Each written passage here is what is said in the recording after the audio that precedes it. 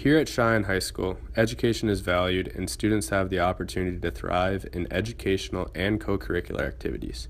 However, we must work together in order to create a higher educational standard for all. The goal of our report is to use factual information to suggest a more proportional decision about school funding in order to create a method to better evaluate teachers in our school district and others around the nation. At some high schools, millions of tax dollars go into funding for football fields, concessions, equipment, and coaches. In many cases, this leads to the academic budgets to be cut and allows for teacher evaluation to be overlooked. Sports venues are a major part to the community and are high in cost.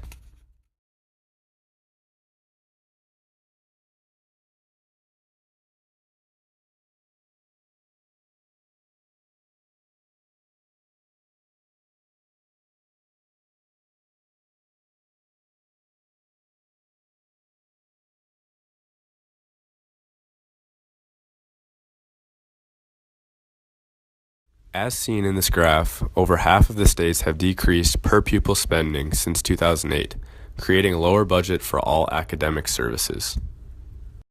More than half of the states in the U.S. have decreased the funds per student from between less than 1% up to 25%.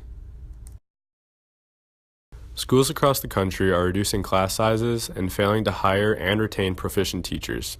Cutting academic costs weaken a school's capacity to develop the intelligence and creativity of the next generation of workers and entrepreneurs.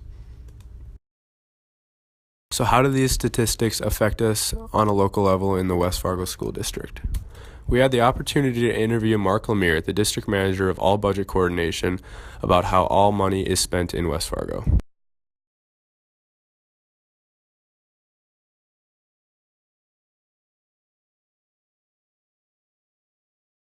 When asked about the situation in our local community, Mark communicated some of the difficult positions that he and other members of the board must face during this time of local growth. Counselor and a media specialist and all those people that come with a new building. And so our budgets, for example, they don't change necessarily from year to year from the state level based on how many buildings we've opened. And so we have to kind of make our overall budget work year by year. And so in those years when we open new schools, which seems to be all the time anymore, other things in our budget have to kind of sacrifice a little bit to make those new buildings. Mark must formulate a budget that encapsulates all of the needs of the community and its workers. This state system is very efficient and is able to be changed in the times of need. Yet some entities are not monitored by the state, for example, local booster clubs. When asked about our local booster clubs, it was clear that Mark had no knowledge of total revenue created by the clubs. What I think where they got the funds from was probably from the local booster club. Okay. And so we've got our budget as a school district. Okay. And then there are a lot of activities that go on in the buildings where maybe you guys have been involved in some of the fundraising activities. Mm-hmm.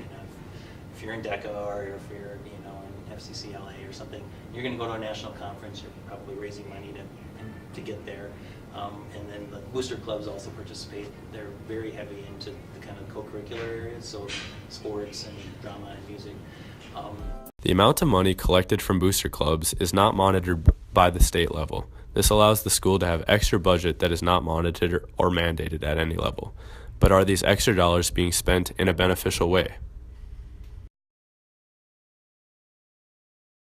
We asked students where they see the majority of money being spent within our school, and the results show an extremely one-sided view.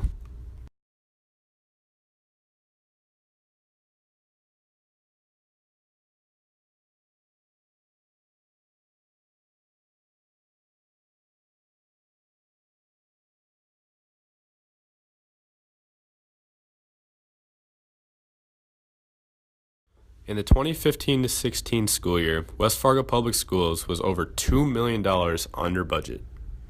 This surplus in budget of nearly $2 million, as well as booster money, can be used to help better our teaching staff and set up standards for all teachers. Now here are some ways and reasons as to why this surplus should be used for teacher evaluation.